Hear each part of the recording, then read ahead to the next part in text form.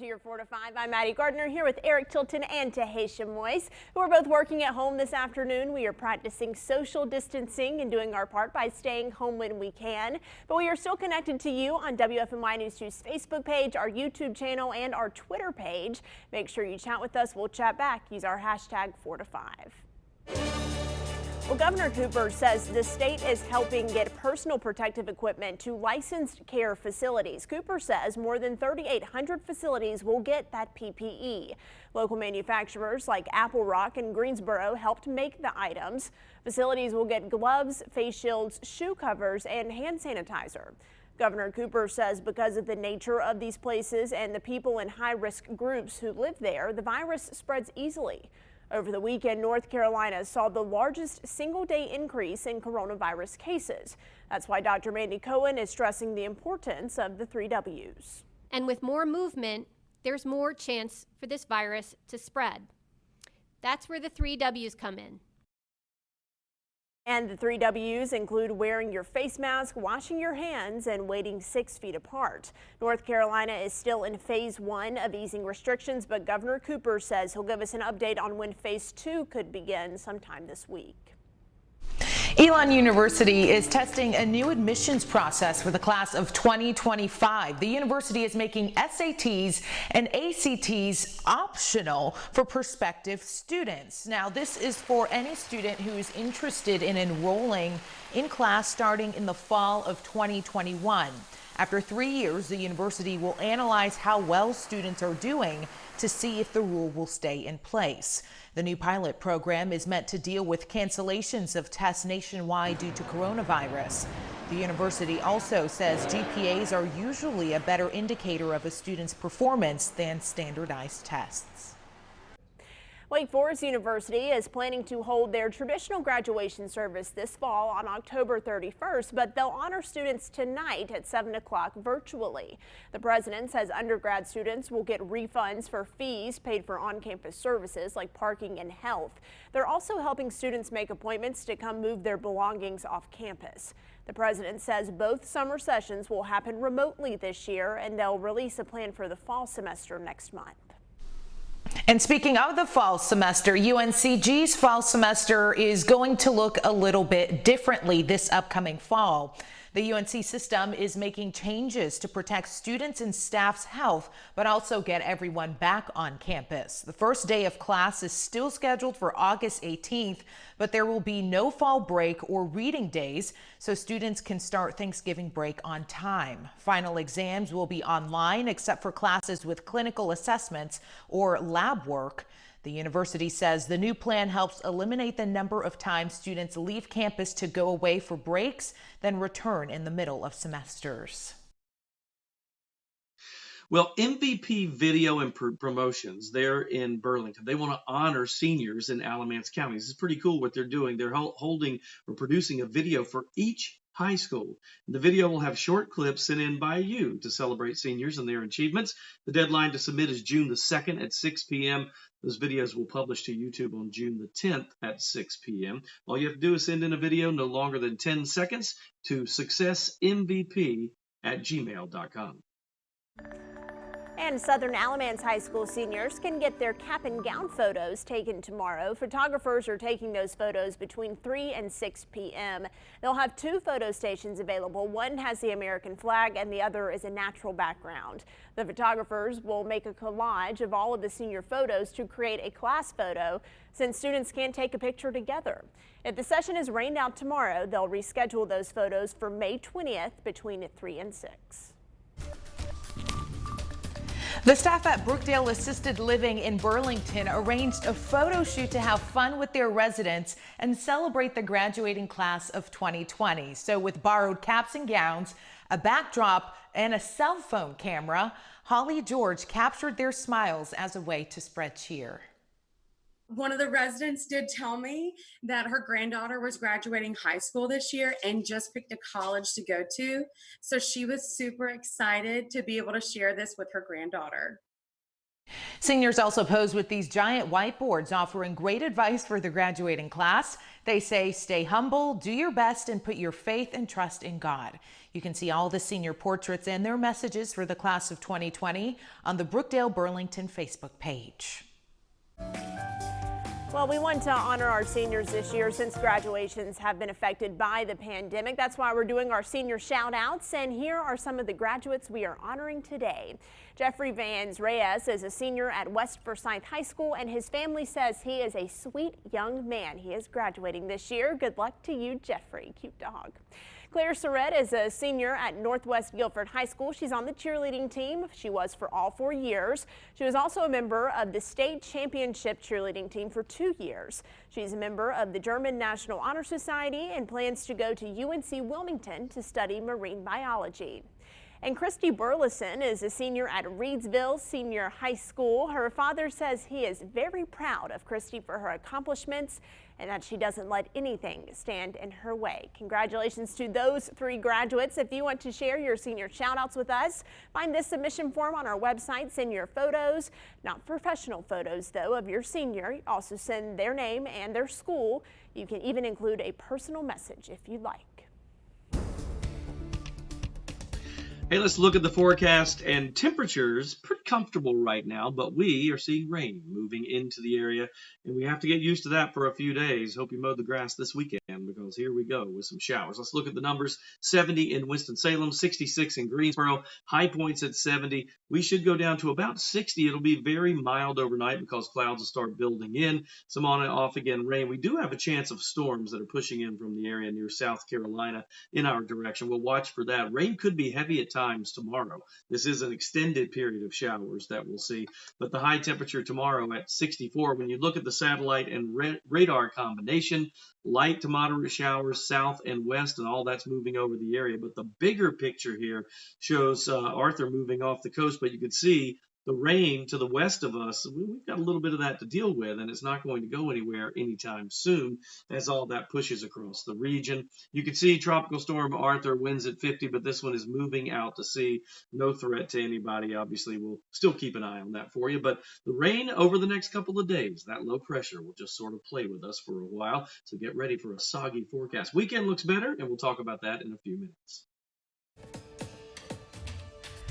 Now let's get you caught up this afternoon with your 4 to 5 roundup. If you donate blood with the organization One Blood, you'll also be tested to see if you have coronavirus antibodies.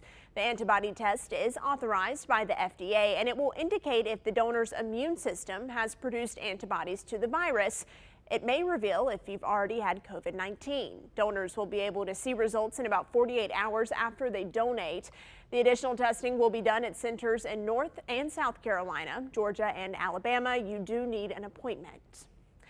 Well, China pledged to provide $2 billion to help respond to the coronavirus pandemic and its economic fallout. President Xi made an announcement today at the World Health Organization meeting. The money will be spent over the next 2 years, mainly in developing countries. In the meantime, the World Health Organization plans to launch an independent probe into how it managed the international response to the virus. Back here at home, Macy's at Friendly Center in Greensboro opened to customers today. The retailer says they've implemented additional measures to help keep both customers and employees safe. The store is enhancing cleaning in popular areas. They're installing sanitation stations around the store and putting plexiglass at certain registers. Macy's is asking employees to wear masks and go through wellness checks before reporting to work. The location is also offering contact-free curbside pickup for items bought online. And starting today, Uber drivers and riders have to wear a mask or a face covering. The Uber app includes a new checklist and mask verification feature. Now, if either party is not wearing a mask, the ride can be canceled. Riders and drivers who repeatedly violate the new policy risk losing access to Uber. They're also reducing the maximum number of passengers for an UberX ride to 3, and the company is telling passengers not to sit in the front seat. And Greensboro-based Industries of the Blind will now be making PPE for the Army. The company was awarded a contract to produce more than 400,000 masks in response to COVID-19. Workers will be responsible for cutting, sewing, and distributing masks to 2 key Army locations. Production will begin in the coming weeks and the final delivery within 7 months of the start of the contract. Employees have produced other essential products for the military before, including Army hot weather coats and Marine Corps trousers. We'll be right back.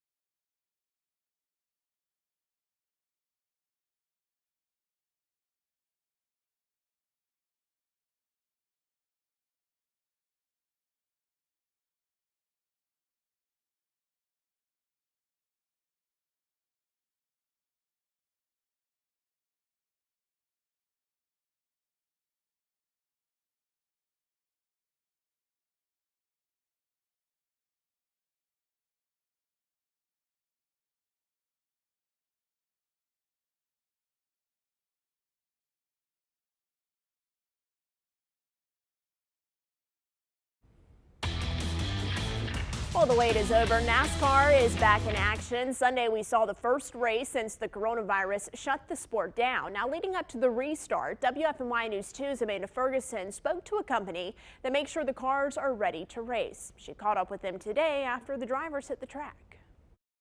NASCAR's cramming in 7 races in 11 days. So I reached out to Hera Enterprise, a company that works on the cars and prepares them for each race. I asked the owner how this schedule would affect his job. Here's his answer from 2 weeks ago. It's going to get hectic starting May 18th. So at least we know exactly when it's going to be crazy. Here we are, May 18th, the day after NASCAR's first race since the coronavirus put the season on hold. I asked owner Andrew Hera if today's as hectic as he thought it would be. Absolutely. So we kind of coordinated with the teams on getting their inventory out of the cars that they raced yesterday as quick as possible, and they were able to do that.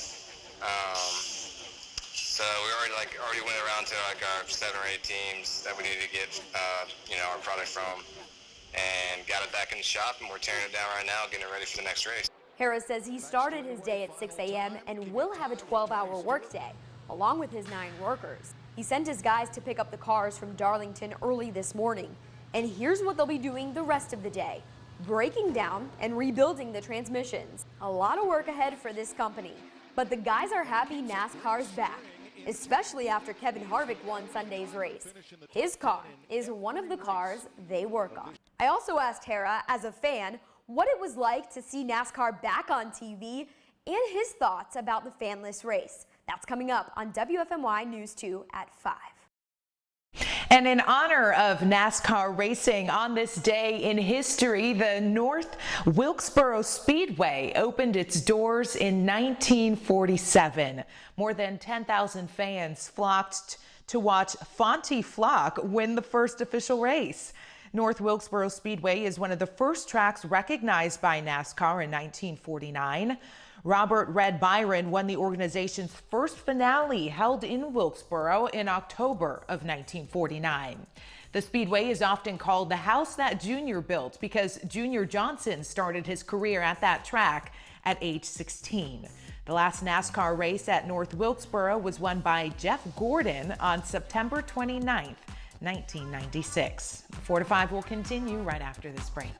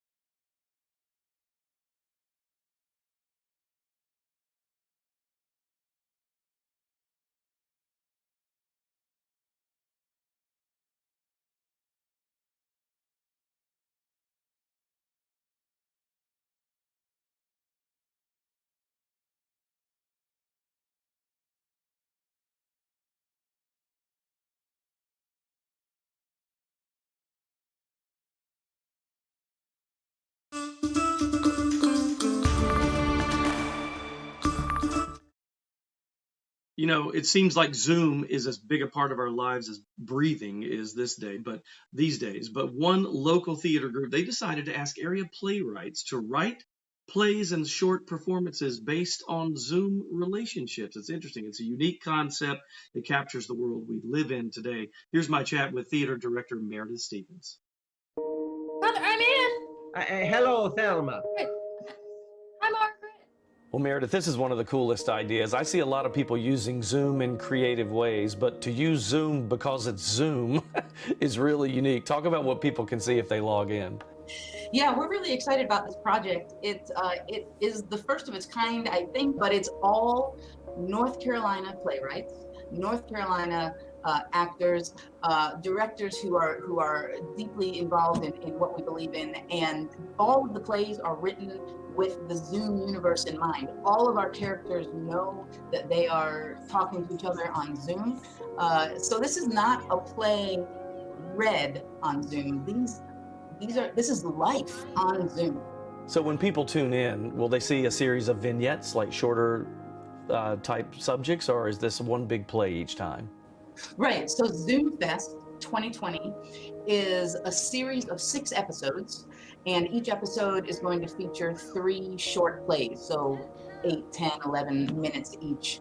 And we've tried to kind of mix it up, so there's a little comedy, a little drama, and hopefully we'll get some followers, some audience that's really interested in what we're doing, because it's innovative, I think, and hopefully we'll be able to offer a season 2. Well, Meredith, I think it's awesome. It's super creative, and it's like a soap opera playing out online for us. Thank you for being with us today. So it's really like right now, season 1 starts Wednesday at 2 o'clock, as we like to say in the business. The first episode drops then. That will go on for 6 weeks. And it's really cool. And I've linked you to this, by the way, in this story on WFNYnews2.com if you want to check it out. What's neat, Maddie, is that she was saying that William Shakespeare, there was a plague going through England at the time when Shakespeare was writing, and he was quarantined, and he wrote some of his best plays, King Lear and some others, while in quarantine. So the local North Carolina playwrights will get to experience kind of the same thing. It's really neat. What you said, Eric, they're not writing a play using Zoom, they're writing a play about Zoom. And I mean, that's the world we're living in today, so it just makes sense to bring that into the art community as well. It is. It's about relationships on Zoom and how they can get, kind of topsy-turvy sometimes. Some of these are dramas and some are comedies, so it should be fun to watch. Yeah, our relationships on Zoom are, make sure you're on mute. I can't hear you. Did you say that again? Oh, Eric, actually, you're on mute and you're breaking up. I can't see you. That's right. Do good. That's hey, we're our all world. doing it right now. Make sure you're chatting with us on social media, by the way. Use our hashtag 4to5. Are you using Zoom? Are you using any kind of video chat platform? We want to hear from you. Let us know.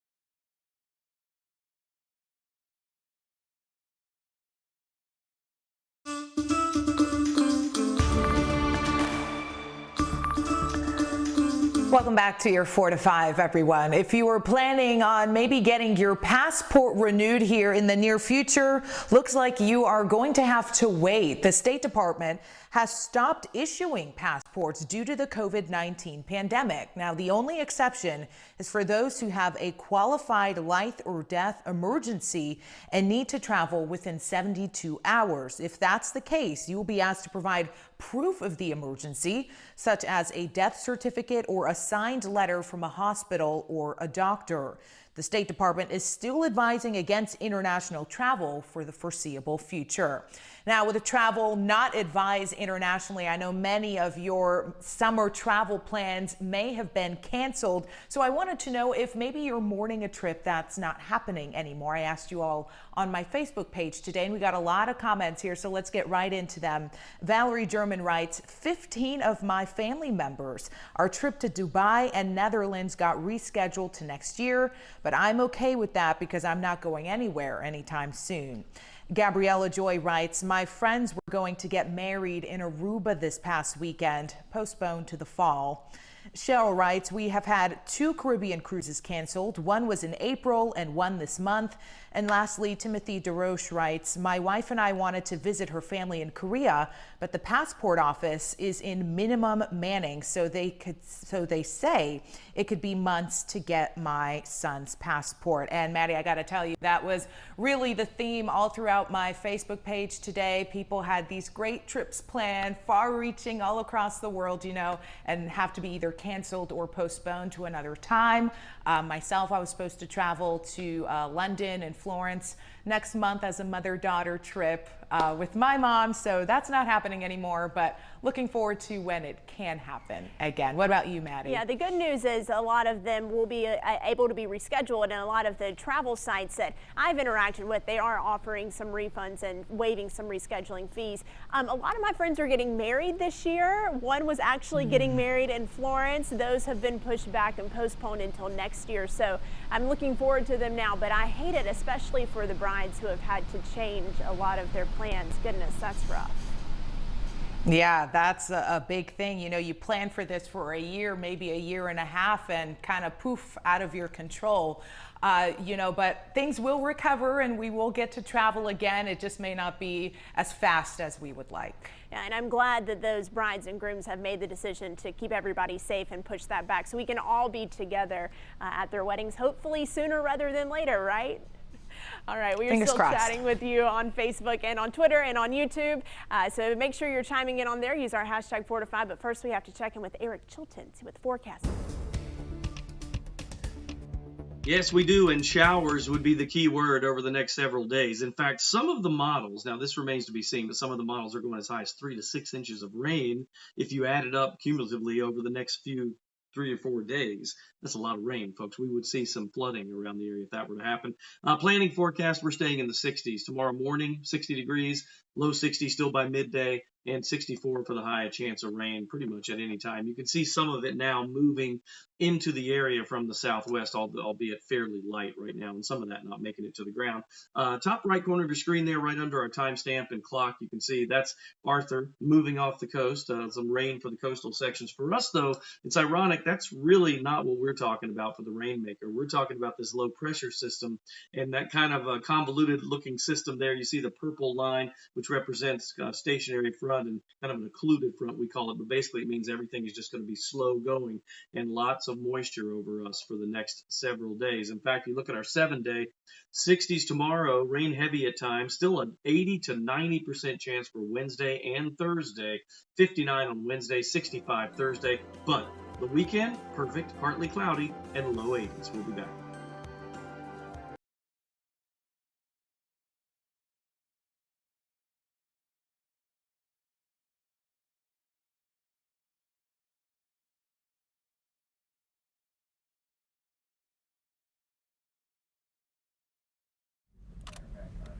Hey, ice cold milk and an Oreo cookie, they forever go together.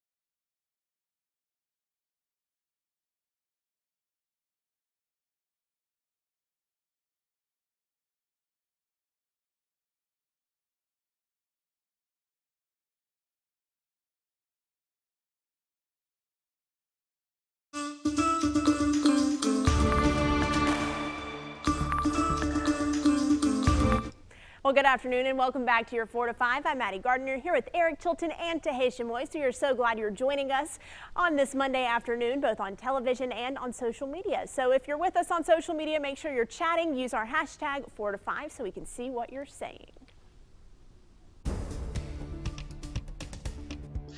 All right, forecast-wise, we've got to talk about the showers. They will be heavy at times. Tomorrow, I think, is really kind of an on-again, off-again rainy day. Heavy at times, lightening up a little bit, but we'll still see more rain than not all day long here and there. Temperature's pretty consistent with all that moisture in the air. We don't change very much. Our overnight low tonight in the low 60s. We'll see mid-60s for highs tomorrow, but you get the idea by looking at that graphic. It's an 100 to an 80% chance of rain pretty much all day long. A lot of those showers just now starting to move in. The heavier rain resides south and west. Ironically, this isn't because of the tropical system. This is actually another low pressure system that'll move across the region. So long range, we see heavier showers Tuesday, Wednesday, Thursday. It's an 80 to 100% chance all 3 days. 64 tomorrow, 59 Wednesday, 65 on Thursday. A little bit of a break in the action, but still a 60% chance on Friday. Weekend looks good though. Partly cloudy, a slight 20%. Don't think we'll see much of that. And low 80s for Saturday, Sunday, and into Monday with those overnight lows in the lower 60s. Let's take a look now at your 4 to 5 roundup. More South Carolina businesses like gyms and salons open today as the state moves into phase 2 of reopening. Those places have to follow certain restrictions to protect public health, and pools in South Carolina will be allowed to open just in time for Memorial Day weekend. Businesses have to follow social distancing policies, and employees have to get health screenings. For gyms, there's a limited capacity and equipment cannot be shared. South Carolina's next phase is scheduled for June 1st and will allow employees working from home to go back to their offices. The Federal Reserve Chairman Jerome Powell says despite the hardships we're facing, our economy will recover. In a 60 Minutes interview, Powell said the economy's recovery will take some time, but people will get back to work. In the long run, and even in the medium run, you wouldn't want to bet against the American economy. Powell says that recovery could happen through next year. And if you feel you're paying more when you check out at the grocery store, you probably are. The U.S. Bureau of Labor Statistics says prices increased nearly 3% from March to April. Egg prices went up 16%. That's the biggest increase in any grocery store item. Yes, certainly feeling that one. Cereal and bakery items cost 3% more in April. Now, the Food Industry Association says things like labor costs, lower production rates, and more cleaning and sanitizing practices increased those grocery prices. And Mount Zion Baptist Church is feeding families again tomorrow with Out of the Garden project. Starting at noon, anyone in need can stop by to grab meals. There will be 800 meals available, and they're also handing out fresh produce. They're going to open up the gates of the church at 10:30 in the morning. Over the next 2 weeks, on Friday, Saturday, and Monday, you can get a free coronavirus test in Guilford County from 10 until 4. There's a drive-through location in High Point at the parking deck on West Commerce Avenue.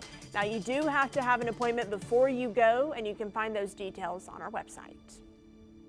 A Missouri security company is making face scanners for the workplace. A temperature check will determine if someone has a fever and if they are wearing a mask as they go through that face scan. It also lets building security know if someone is possibly sick by sending a photo of the person's face scan. This technology is already being used in China. A Charlotte restaurant has a similar technology. MOA Korean Barbecue and Bar is going to use a high-tech thermal camera that scans your body when you walk through the door and takes your temperature. The owner says the technology cost up to $15,000, but he wanted to put customers at ease when they come into the restaurant. The thermal camera can scan at least 8 people at one time. Now, the owner says if the machine detects a temperature of 100 degrees or higher, whether it's a customer or an employee, that person will be asked to leave. And trending on social media today, people are sharing the last normal photo they have on their camera roll before the coronavirus hit. Here's my last normal picture. It was taken in February, right at the end, beginning of March. My friends and I went on a girls' weekend trip to South Carolina. But it's a trend that I brought to my Facebook page, so we want to take a look now at your photos. And we start with our very own Julie Luck. She says she was in Nashville for the Emmy ceremony. This was back in February. Maggie says they had just returned from a cruise from Charleston to the Bahamas. Wow, that looks nice. She says they were thankful they were able to go before everything reopened. And Elizabeth posted this photo. She says she believes it was from a church dinner dance in February 2020. The theme, you guessed it, Roaring Twenties. Michelle Duncan says her wedding day in March before it got crazy. She says she was glad to have her big day before it was locked down. A beautiful bride there. And Kevin Lipford said it was his last trip to the Science Center with his friends. Melinda said she was in Charlotte for a Penn State lacrosse game the weekend before everything shut down. And then she said, remember sports? Chilton, do you remember sports? Dahacia, anybody? What are those? I wish. I'm telling you. So mine was, I was gone on a beach trip with all my guy friends, and we were at North Myrtle Beach. We do this every year, and we were there as everything was starting to change. So it was St. Patty's Day in North Myrtle Beach. I have a picture of a huge crowd of people before they realized how bad things were. Dahacia, did you take a look at your last one? I did. So I was in Texas the weekend that everything kind of shut down. I actually had trouble getting back to North Carolina, but I didn't want to show the photo because it's a potential wedding venue. But what I will show you is the last trip that I took with my friends. I went over to Richmond, Virginia, and the 5 of us got together. So those are the things that stick out to me the most on my camera roll on my phone. Yeah, it was weird looking back through my camera roll. Most of it is now cat videos and working from home setups. So, you know, my life has changed drastically with this virus, but, you know, it's just glad that we have those memories to look back on in my camera roll, right? Don't laugh at me, Chilton. All right, let's check in with Tanya. Right here.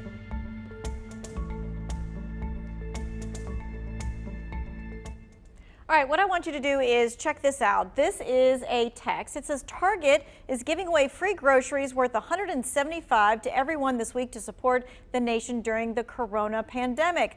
Click here to get it. All right, there have been all kinds of helps and benefits, right, going on the last couple of months. So this maybe not so weird? Well, I imagine that people really wanted this to be real. Who wouldn't I want this to be real, Tanya? Right, I know, but this is not real, right? Okay, so on Target's website, it's in their scam section. It says don't click or respond to online ads or websites offering free gift cards. These are often scams. Yeah, don't click on the link.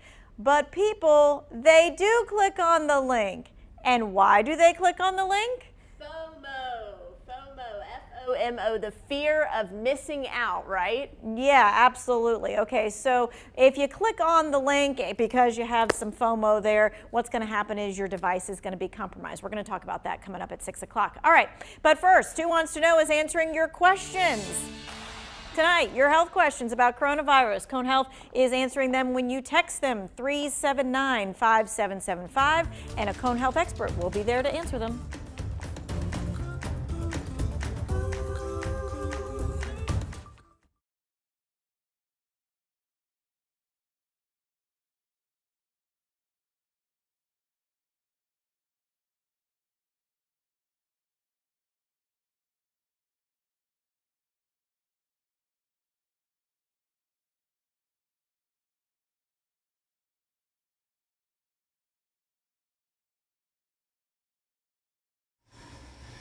Hi there, 1, 2, 3, 4, 5, 6, 7, 8, 9, 10.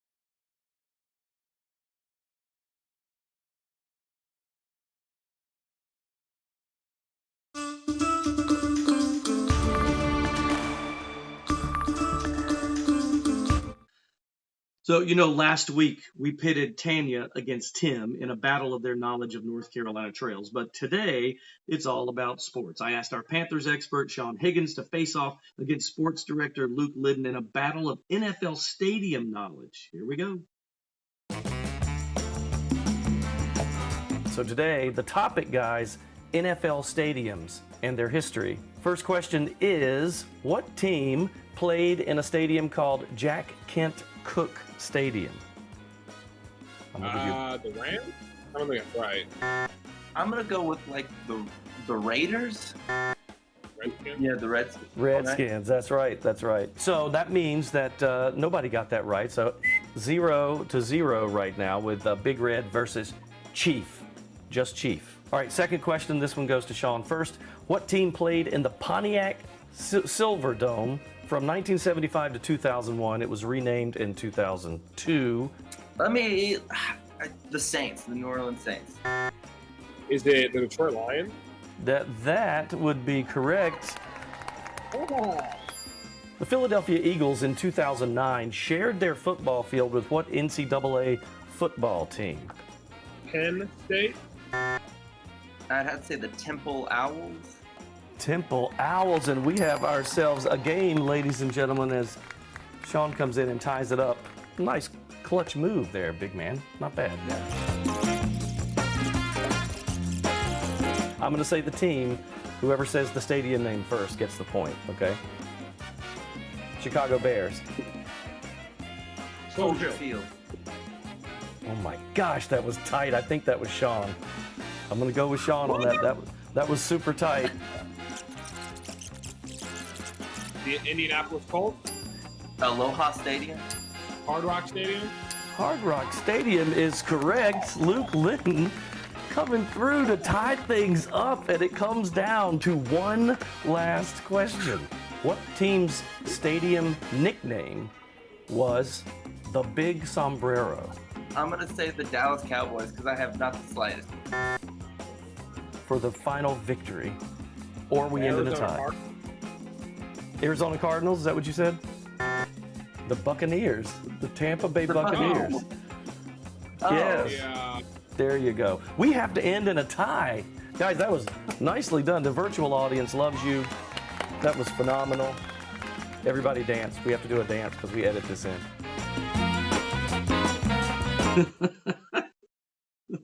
Whether they like it or not, I make them all dance. I don't know where that came from, but we're going to keep it in. Yeah, so tons of fun there. Next week, we're still waiting. I want to get 2 mayors from 2 different cities to do something on maybe some North Carolina trivia. We'll see how it goes. What do you think, Maddie? I like that idea. I think we should, Battle of the Mayors, Mayor Madness with Eric Chilton. Yeah. You know, my favorite part about this, the dancing, the nicknames that you just randomly assign people who didn't ask for them, and also the applause track, the fake audience. I'm wondering if I could just get one of those because I'm so lonely in the studio, if I can have like a virtual fake audience in here. We need that at our own homes, don't we? Just to make us feel better. Push the little button, make it happen. Lots of great sports moment, of course, happened in those stadiums. But I asked you on Facebook, is there a sports moment? Because this was trending on Twitter today and over the weekend, actually. Is there a sports moment that you wish you could change? What would that be? I know Maddie and I share the same one, but here we go. Now let's look at some of these. Tony Griffin says, the Braves World Series loss in 1992. I do remember that. James Thornsberry mentions the 2013 NBA Finals Game 6. I believe that was Spurs over Miami Heat, if I remember correctly. Maybe I'm wrong. Teresa Giles said, oh, I do remember this one. Scott Norwood's missed field goal for the Buffalo Bills in the Super Bowl. Poor Bills are Super Bowl cursed. And Vic says, the 77 NCAA Men's Basketball Championship. Marquette beat Carolina as a young Tar Heel. This one broke my heart. It's the only Carolina loss I cried over. I posted on her comment. I cried too. And I didn't like Al McGuire for a while after that. It took me a while. Bobby Rensing said, and this is mine and Maddie's, the 2016 National Championship against Nova. Marcus Page was a great heel, and it would have been nice to see things go differently for him. Maddie was there, courtside. The year was 2016. There were 4 seconds left in the game. Marcus Page just drained the impossible 3. We all went wild. And then they passed it in bounds.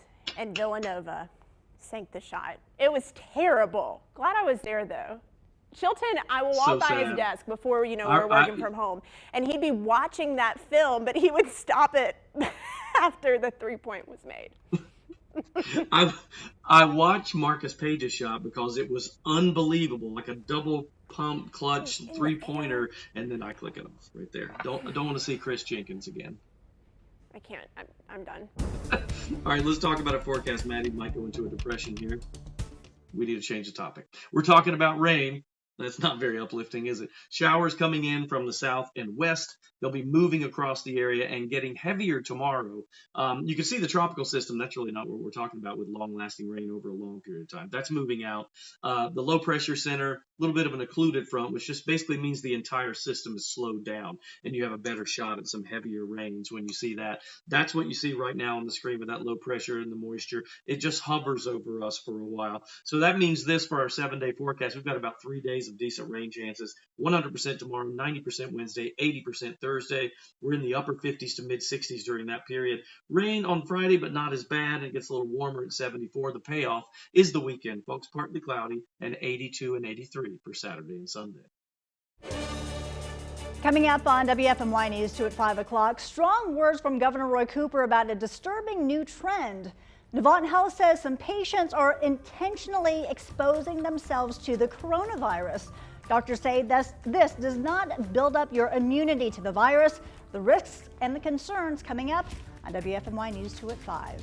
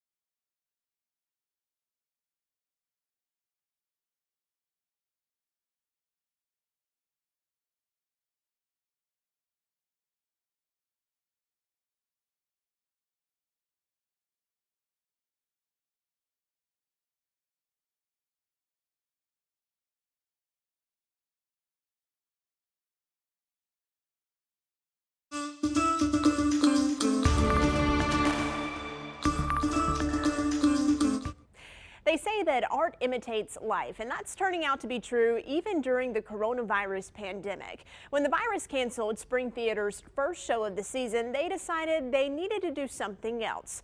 And that something else turned into a feature film about being locked in. Hello, domestic creatures of planet Earth. In Spring Theater's newest production, Lock-In, an alien takes over planet Earth and forces everyone to stay inside of their houses. When you take a social species and remove their connection. Sound familiar? Aaron Dirth and Dan Beckman, the creators, writers, and directors, say it's no coincidence. When we created this, we wanted to tell some sort of story that had parallels to the kind of social struggles that people are going through with COVID, but we didn't want to actually bring COVID into it because we want to give people a sort of a sense of escape from the day-to-day. So we brought in an alien. Right. From the start, the response to their first feature film has been unexpected. With a cast of 100, we put out digital auditions thinking we might get a small group from our local community and wanted to keep our community together. And then all of a sudden we had the world involved. Actors from North Carolina, Minnesota, New York, LA, Florida, England, and Australia signed on to the project and social distantly taped their scenes from the safety of their homes. It's such a different experience than you'll ever see watching any kind of film, because the gamut of experience that we have working with us is so vast, because we've got performers that are doing their first show and they've never been in anything before, and we've got people that have been doing this for a lifetime, and people that do it professionally in New York and on the West End, and it's just pretty incredible to see everybody come together in this big community of performers. Everything for the film was done remotely, from 12-hour rehearsals on Zoom to late-night editing. The change from live theater has pushed Dirth and Beckman out of their comfort zones. Producing theater for so long is one thing, and you get yourself into this groove of knowing how to produce a show and having an opening and a closing and certain things, and then producing film is just like, let's rethink everything. That was not my experience. I didn't have I had more of a so, you know, but that just goes to show you it's different for everybody. Yeah. But like we've all had to do at some point during this pandemic, they figured it out. This is so exciting. So the film premieres next Friday, May 29th. It'll be on their YouTube page and their Facebook page. It is absolutely free to watch, but you do have the option to donate. Tahisha, that alien cracks me up every time. I just love how much personality the couple that you interviewed has. I mean, you can tell that they are in the arts by their mannerisms. But I'm just fascinated to know, you know, who's behind the camera doing this, because that's a skill too that had to be picked up for all of this. Oh yeah, and a lot of these people, I mean, they work in live theater, so they had to transition completely to doing on camera, which I'm told is a different art. But I know I texted Erin after the interview and she was sending me some videos, and I said, the most entertaining interview I've had in quite a while. They're into the theatrics. I love it. All right, more details on our website. We will be right back with more of the 4 to 5 after this.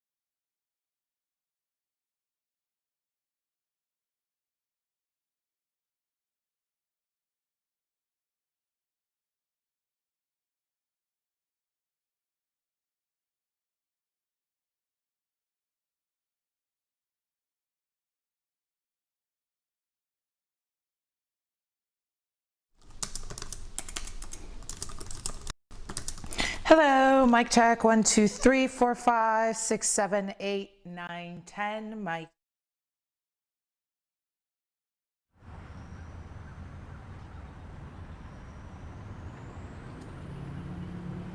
Salons like Pigtails and Crew Cuts are eager to get their open signs turned back on and get back to work.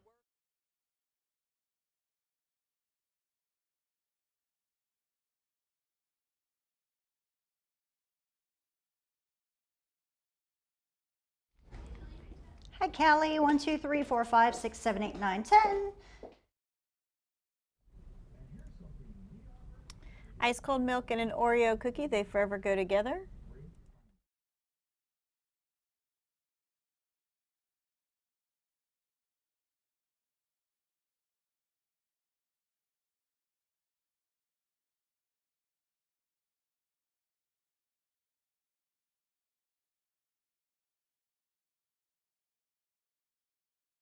Sure. Mic check 1, 2, 3, 4, 5. 1, 2, 3.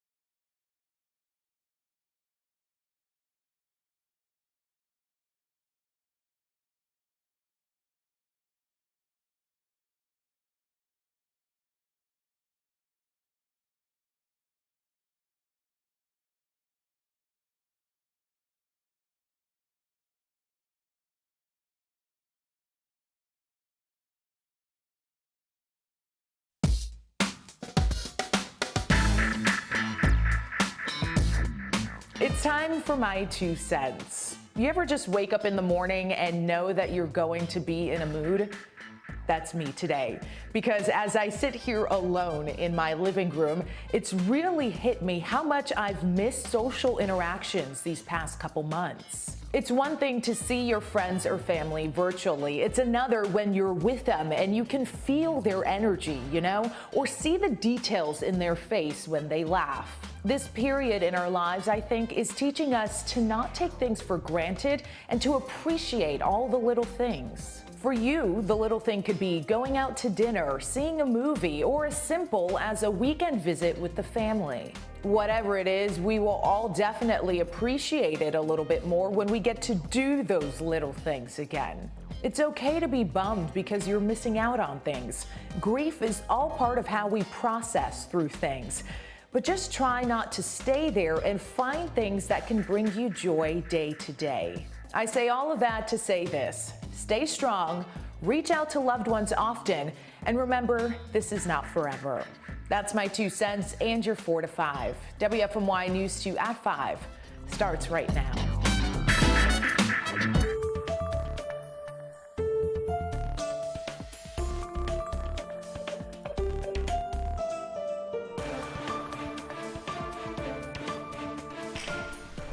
A new disturbing trend we want to get on your radar.